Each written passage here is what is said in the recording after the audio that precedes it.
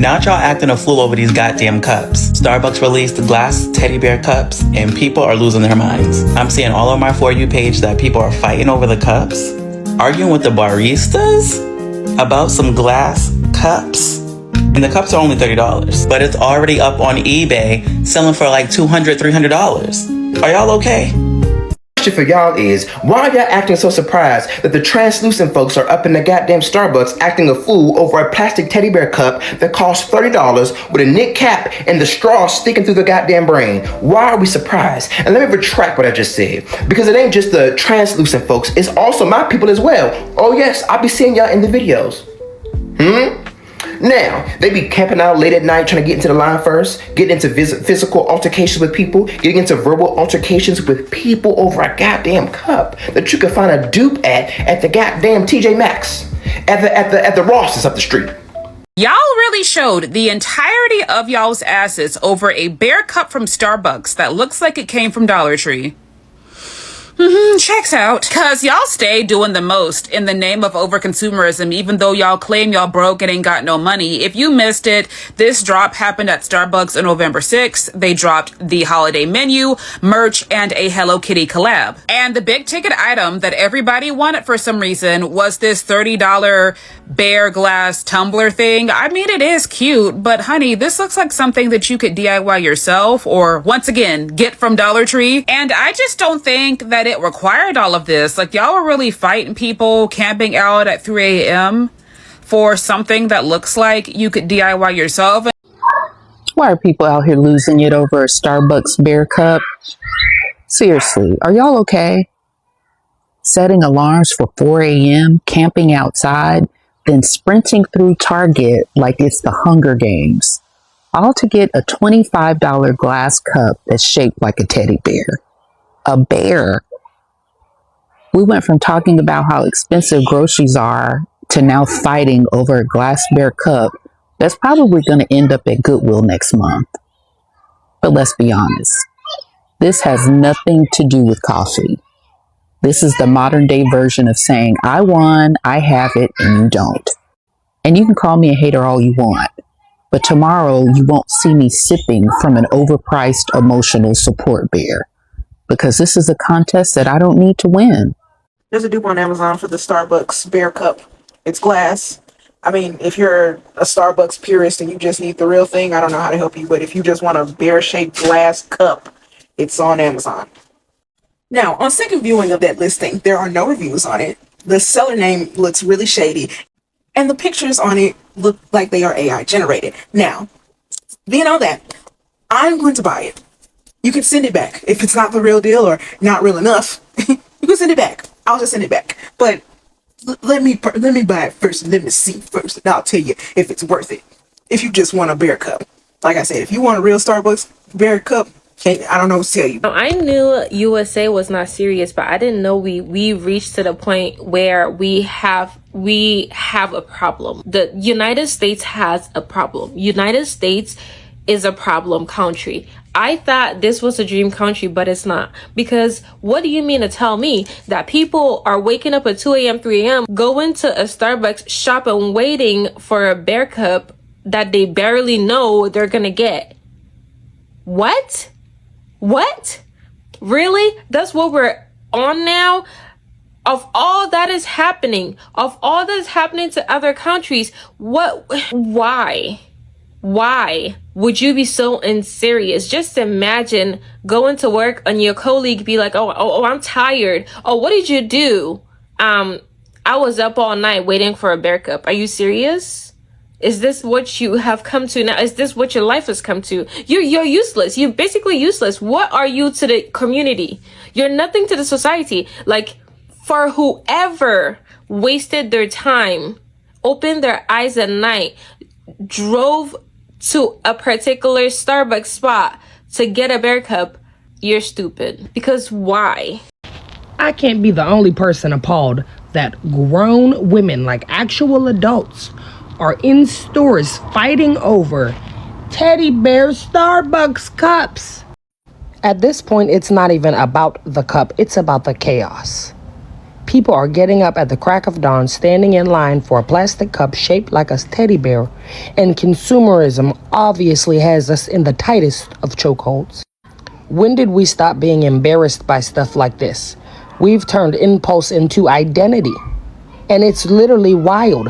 Bring back shaming people. Hello guys, and welcome to the Joy Report, where we get an outsider's view with an insider's clarity. The Starbucks Bear Cup frenzy took over social media with videos of long lines, chaotic store scenes, and resellers flipping limited edition cups for hundreds of dollars. What started as a simple seasonal release has turned into a full-blown case study in overconsumption, and Black Americans online are responding with equal parts humor and reflection. Beneath the laughter is a sharp commentary about consumer priorities in a country struggling to stay afloat. Before we proceed, all credit goes to the creators of these videos. You can find all their ads in my description box. But for now, let's watch a few more clips and I'll be back with more commentary. Let's address the fact that I got on TikTok and the first thing I saw was somebody talking about the Starbucks teddy bear glass cup that so many people went crazy over. She's shopping on Starbucks Plus. She's shopping on Starbucks Plus. She's getting paid to get in line in Starbucks 6.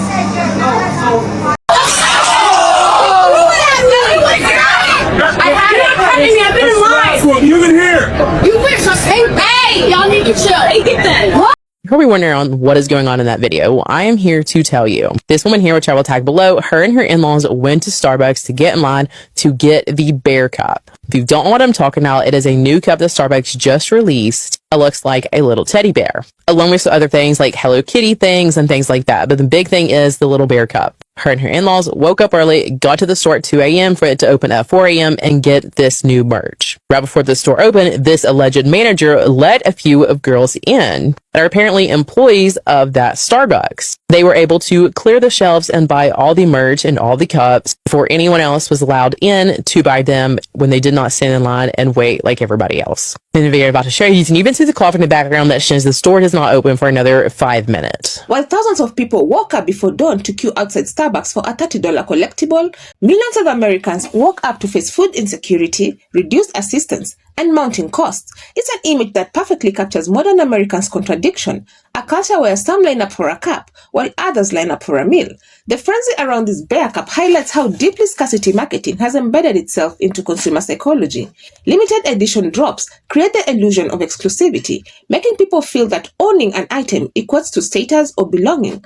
Companies like Starbucks have mastered this game. By controlling supply and leaning into social media hype, they transform an ordinary product into a cultural event. But that illusion comes at a cost. Many of these buyers aren't just customers. They are participants in a system that thrives on engineered desire. The bear cup isn't about coffee. It's about identity, aspiration, and validation through consumption. When a $30 cup can resell for over $500 within hours, it's no longer just merchandise. It's a reflection of how scarcity has become a business model. Black Americans observing this phenomenon online have used humor to unpack its absurdity. The collective reaction isn't simply laughter. It's a cultural response rooted in awareness. It's a recognition of the disconnect between material obsession and material reality. Many in the community understand the everyday struggle of economic instability, rising costs, and dwindling resources. Watching people treat a glass cup like a treasure becomes both funny and symbolic, a reminder of how capitalism manipulates emotion and urgency. The humor itself carries depth. It reflects the resilience of a people who have long learned to find joy, satire, and truth, even in the midst of societal contradiction. The commentary that emerges from Black spaces online often serves as a reality check for the broader culture.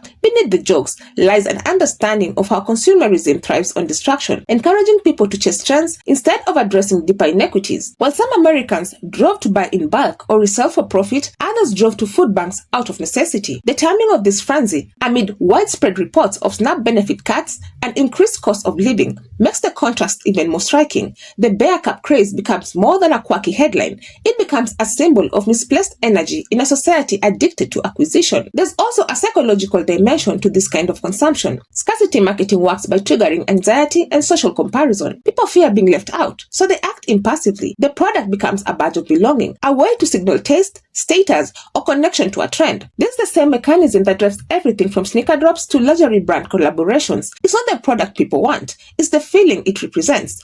So me as a collector, what do I think about this whole Starbucks cup thing, and also Starbucks employees buying it before even customers that have been waiting outside for hours are doing? Honestly, I love it. I love the drama. I love the action. I love seeing people going outside, shopping, waiting, communicating with each other, even if it's arguing, because these are new collectors, new people trying to get something they really enjoy. It's interesting. It's fun. It's great. I think more people should be doing this. This is exactly how I want Black Friday to be again. I want the chaos. It shows us that we can go outside again and not just all buying off the internet, avoiding each other, all scared of the what if. And when it comes to employees buying items, I really could care less. I do think it's a little weird that it's a limited item right now and they're just taking all of them off the shelf. If that is happening, I think they should just be one per Starbucks employee. But if Starbucks themselves have no policy against employees being able to shop on their breaks or something like that, then by all means, get it while you can, right?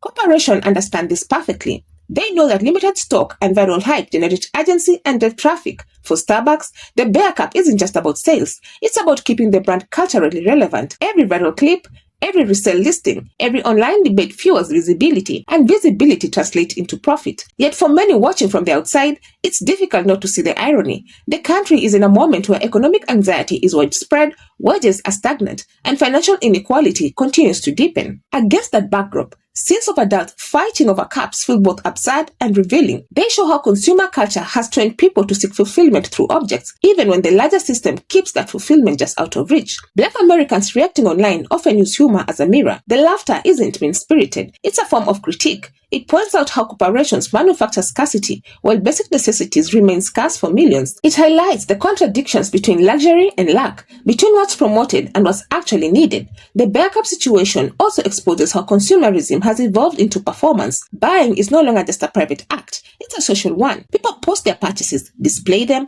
and attach identity to them. The Bear Cup's popularity owes as much to social media validation as it does to the object itself. People aren't just buying a cup. They're buying a moment, a shareable experience that says, I was part of the trend. This performance-driven consumption is one of the hallmarks of the modern economy. It keeps attention focused on the next product drop instead of the systems that shape everyday life. And in that way, humor from Black communities online becomes a subtle resistance. By mocking the frenzy, they're exposing its emptiness. There's also an economic layer to consider. The fact that people are reselling these cups for hundreds of dollars is a reminder that even absurd markets can be profitable if they exploit desire effectively. In the end, the Starbucks Bear Cup frenzy is less about coffee and more about commentary. It shows how far consumer culture will go to create need where none exists. It exposes how easily people can be persuaded to chase symbols of belonging rather than addressing the reality that divide them. For Black Americans online, the reactions is both humorous and sobering. It's a way to laugh at the spectacle while recognizing its meaning. It's a reflection of the dual consciousness that comes from navigating a world that glorifies consumption while ignoring inequality. Ultimately, the Bear Cup moment serves as a snapshot of American priorities. It shows how easily people can be distracted by scarcity while living in abundance, and how scarcity itself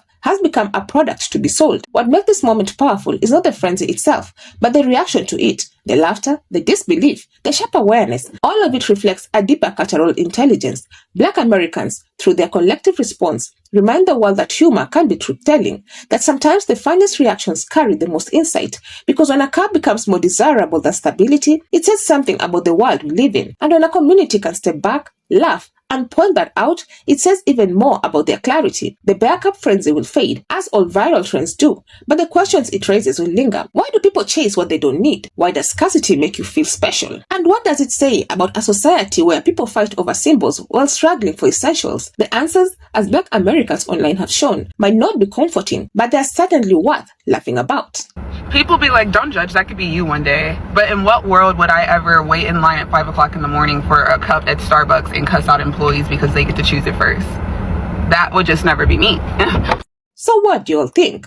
What do you think this whole Bear Cup craze says about consumer culture today? And most importantly, if you had $500 to spend, would you buy a Bear Cup or put it somewhere else? Let me know your thoughts down in the comment section. I would love to keep this discussion going. Otherwise, that's it from me. I also have another video specifically tailored for you. And if you enjoy such kind of content, please click up here and enjoy. Also, consider subscribing, liking and sharing because it helps me grow my channel and helps YouTube recommend this video to a wider audience. Lastly, please consider joining my channel and I would really appreciate it. But for now, thank you so much for watching, and until the next time, the Joy Reports out.